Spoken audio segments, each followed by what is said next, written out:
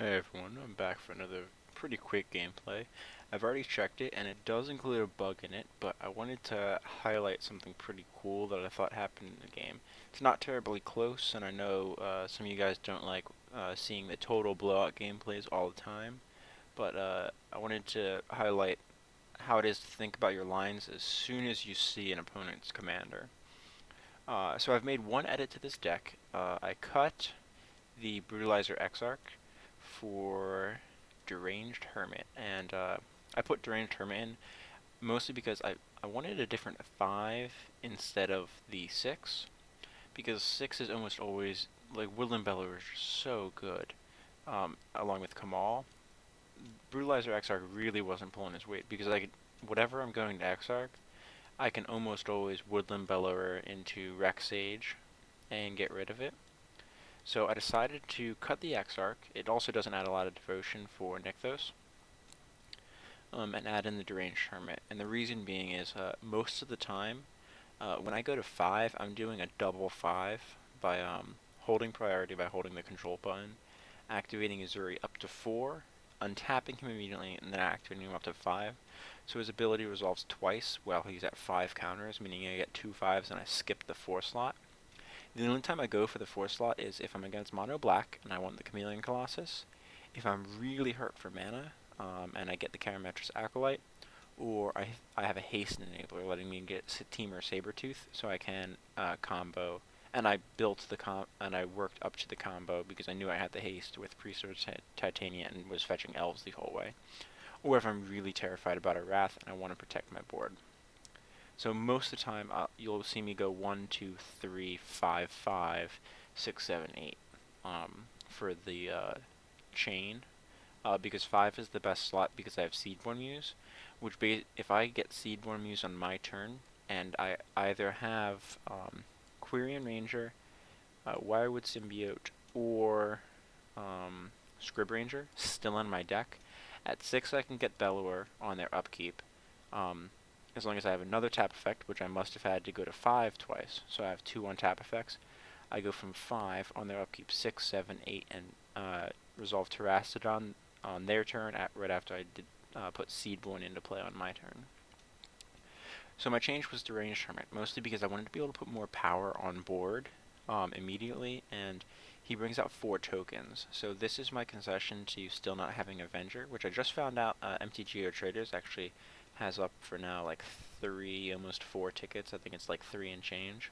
I might pick it up in my next order, but I'm on a buying halt. I just spent a few tickets on a new deck, which you see over here, Sidisi 1v1. I'm trying out 3-color. It's been going well, but all of the replays I've been trying are bugged, as is this one, as you'll see. But I wanted to talk about my thought process as soon as I well, I say sat down. As soon as I saw my opponent's commander, I knew where I was going with this line. So let me pull up the game. Here we go. So my opponent, Lord Duke 1, pretty cool guy. I'm going to pull up the chat because we had a cool back and forth over the course of the game. Yep, no spoilers up there. I win the die roll. I get this sweet opening hand. Like, I probably couldn't ask for a better opening hand. I have turn 1 Yisan, turn 2 activate Yisan and disrupt him with Strip Mine. So I see this hand, I'm like, this is a snap keep. I don't care what he's playing. This is a snap keep in a Yisan deck.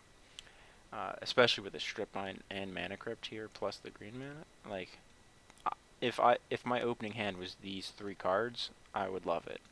Like, granted, I'd like the second forest just to start moving up, but these 3 cards alone could be an amazing opening hand, as long as I don't get a Force of Willed, but that would be a very good opening hand as well. My opponent, Lord Duke 1, is playing Skulbriar the Walking Grave. Now, this is what I'm talking about. So Skulbriar is a zombie elemental. Yep, just zombie elemental. I'm going to pull that up. Whenever he deals damage to a player, he gets a counter, or it gets a counter, and then counters remain on Skulbriar as it moves to any zone other than player's hand or library. So basically, graveyard or command zone, it keeps all the counters on it. Skulbriar lives in fear of black decks resolving Black Sun Zenith against it, killing Skulbriar, because that means Skulbriar can never enter play again, unless they have an Anthem effect. Because it says counters remain on Skulbriar, not +1 counters, all counters, including charges, fate counters from something like Oblivion Stone, or -1 counters. So if you can give Skulbriar -1 counters, and drop its toughness below 0, Skulbriar can never enter play again without immediately dying due to state-based actions because its toughness is less than 1. So seeing this, I immediately know that my 3-drop is going to be getting Viridian Corruptor to try and surprise block a Skulbriar and kill it. Because if that will just take his Lord Duke's commander out of play for the rest of the game. It's very unlikely that Skulbriar decks do run Anthem effects, because they don't need them. They just need to play around Black Sun Zenith, usually by sack effects. But if I can get a surprise block against Skulbriar with my Viridian Corruptor and put a couple -1 counters on it, I can win easily once Skulbriar is out of play and is no longer a threat for the rest of the game. It's probably the easiest to remove commander that gets permanently removed. So I'm going to keep, and I win the die roll, which is pretty sweet. And good luck, have fun. I'm just going to leave that up. I'm going to highlight it every now and then when we're talking back and forth. I like it when my opponents chat. I mean, I'm not trying to put them off their game if they don't want to chat, but it's friendly, and I enjoy that interaction. So the game bugs out around turn 3-4, but it doesn't go on too long. So I go with Yisan, pretty sweet, and he says GG LOL, and well, I mean, you're welcome to concede to that, but if you don't concede, I assume you're just joking around, and that's fine. I like a good joke, because that is a very good opening.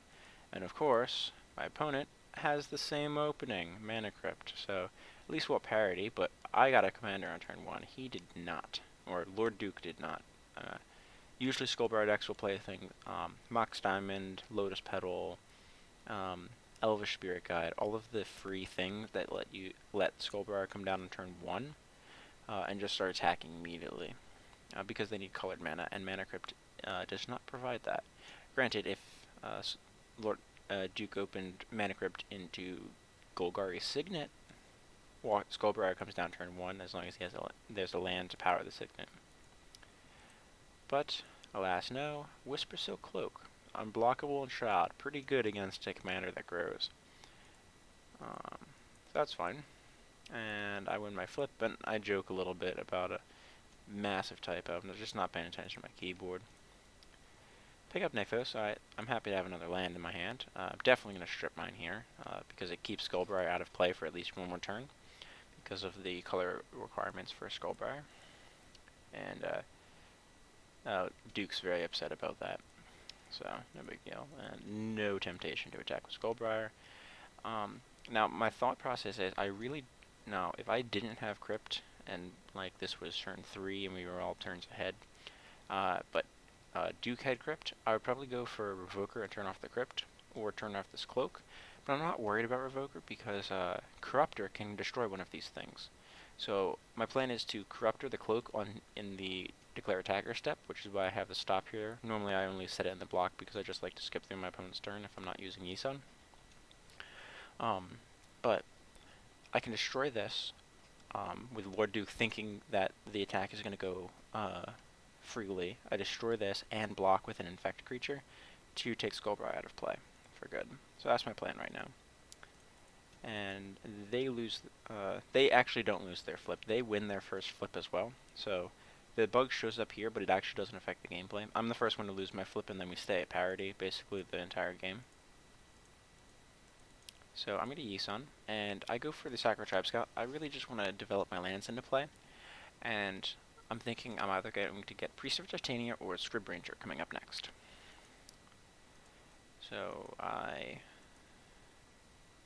think I lose that Mana Crypt flip. I should have won that one, because I won my first one on the Strip Mine turn, lost my second one, and Lord Duke loses their second one coming up. I do not draw Winter Orb there. That was Acidic Slime that I was supposed to draw. And I activate that, and I have just enough to deploy Tachu Preserver, so I can block Skulbriar if I want to. And if somehow they can't equip Cloak, but they have the Mana Crypt to be able to do so. And keep up Yisan activation. So because I have the elf, I decided that the Priest of Titania line is actually going to do better for me. So Lord Duke loses their flip there. So we should both be at 37 here. And Forest on cue, Skulbriar comes down, equip, in for 2. That's fine. I have no temptation to, like, with Skulbriar at 2, I can still use Corruptor to get it out of play for good. I just need to keep it from getting a second counter, putting it to a 3-3. Because then Corruptor with 2 power can't shrink it out of play for good. So I'm going to fetch my Priest of Titania, because my plan is to use this acidic slime that I drew to take the cloak out of play. So I don't remember if I win or lose that flip. I did not draw Trinisphere here. I drew Seeker of Skybreak, the 2-mana untapped target creature elf. So I counted my mana. I realize I have 1, 2, 3, 4 off Nykthos, but I can play Seeker of Skybreak first. So I play Seeker of Skybreak, and it's going to show me playing Trinisphere here. Or it's going to bug out. So I play Seeker of Skybreak, and then I have exactly I have 5 Devotion to play, and 3 Elves, and I haven't tapped Priest yet. So I have 5 Devotion to play Acidic Slime and destroy Whisper Soul Cloak, and I have exactly enough off my Priest of Titania to activate Yisan. So I paid, because I had fetched Priest, and I was able to deploy the Preserver last turn, and I picked up an Elf this turn, I both got one of my untap effects, and I was able to use 3, 4, 5 for the Preserver, and so I paid 10 mana over this round to do things, and it's what, turn 4 and their turn 4? Pretty insane. And I think I could go for 3, get Eternal Witness, and strip mine him. Maybe that's a better play, and just commit to treating this as an Abyss, but I decided that I want to try to take it out of play for good. So, let me see if it's going to jump ahead. Yeah, alright, so it jumps ahead a turn, even though it wasn't letting me click through. Yeah, so you see right here it says illegal source, because I did not draw a Trinisphere this game, or Winter Orb. So, my opponent goes, this was gone because I have Acidic Slime in play. They attack with Skulbriar, most likely because if I block with Acidic Slime, who cares? It gets Acidic Slime off the table, they can just replay Skulbriar next turn, no big deal.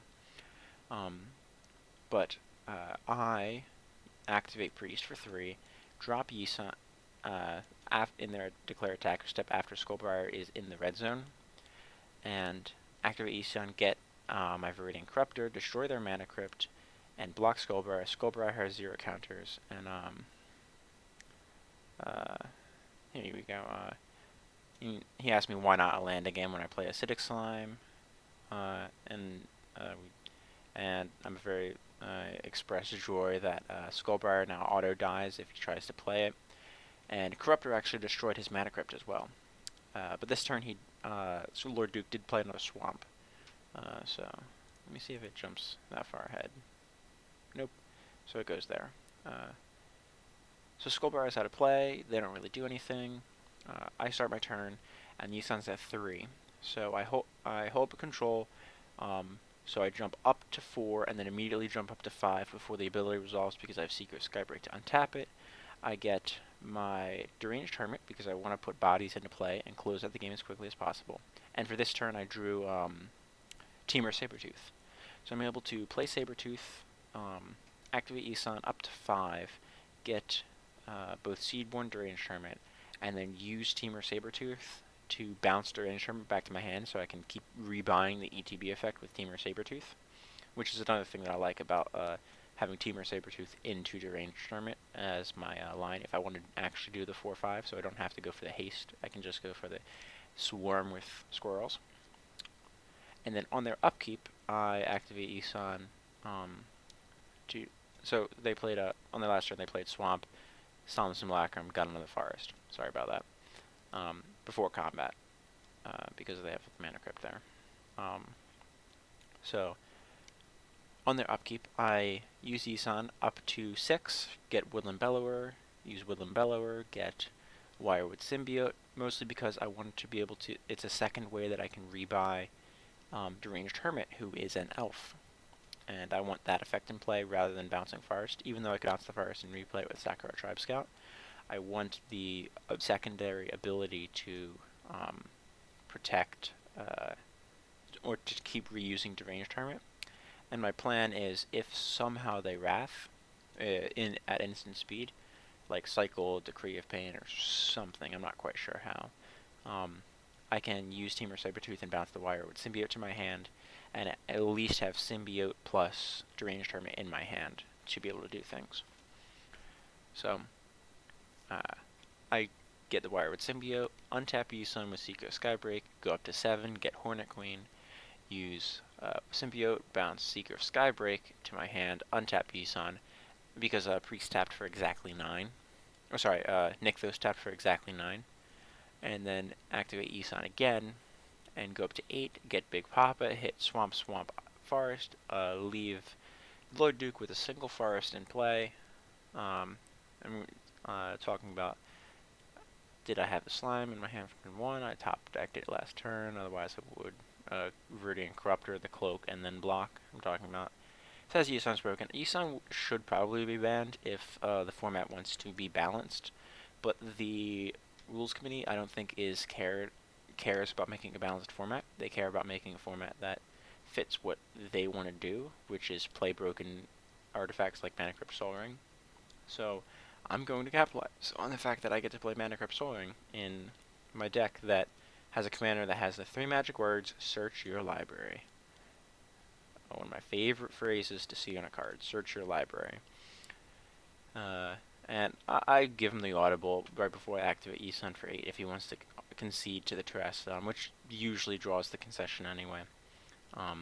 Because on my next turn I was just going to Yisan doesn't matter anymore, so I was going to bounce Yisan to my activate Nykthos, get a ton of mana, bounce Yisan to my hand, replay him off all of the mana, replay, play Cultivate, use Sakura Tribe Scout to put something in the second land in with Cultivate, replay Deranged Hermit, bounce Deranged Hermit, replay Deranged Hermit, attack with 4 Pumped Squirrels and the rest of my creatures, including Terrastodon.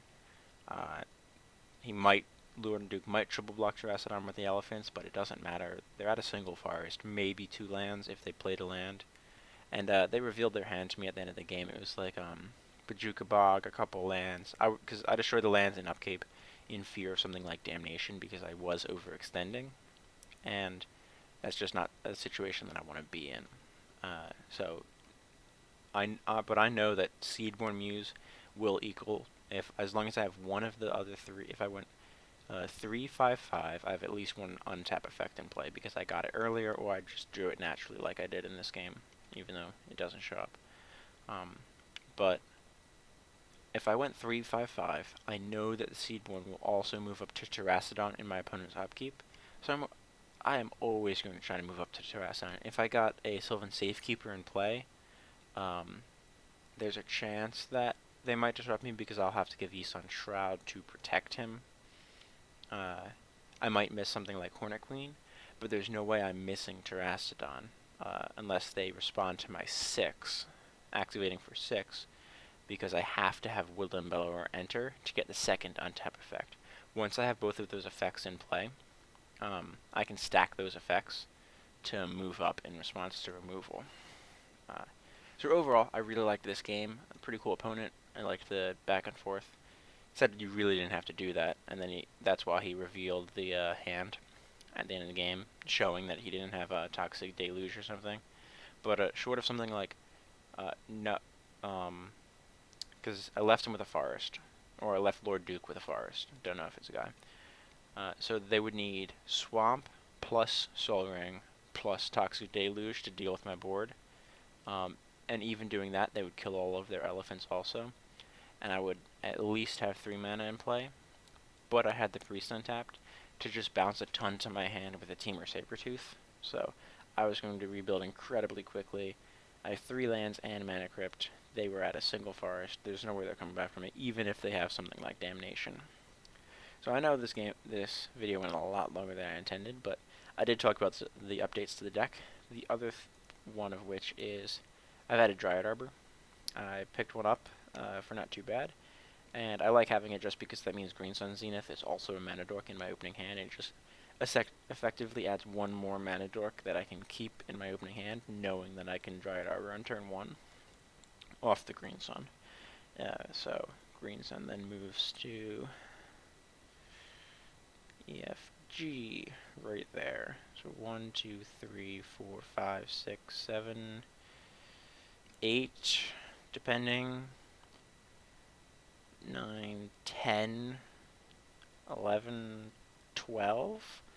12 things that if one of them is in my opening hand with Forest, granted, Tribe Scout needs 3 forests, Sol Ring needs 2 forests. Well, no, Sol Ring doesn't need 2 forests. Any of those give me a turn to Yisan, so more than 10% of my deck is devoted to getting turn to Yisan. So I talked about the updates a little bit, talked about during the tournament, so hope you guys enjoyed. Even though we're having a bug with the replay system, I might not be uploading until it seems to have sorted itself out.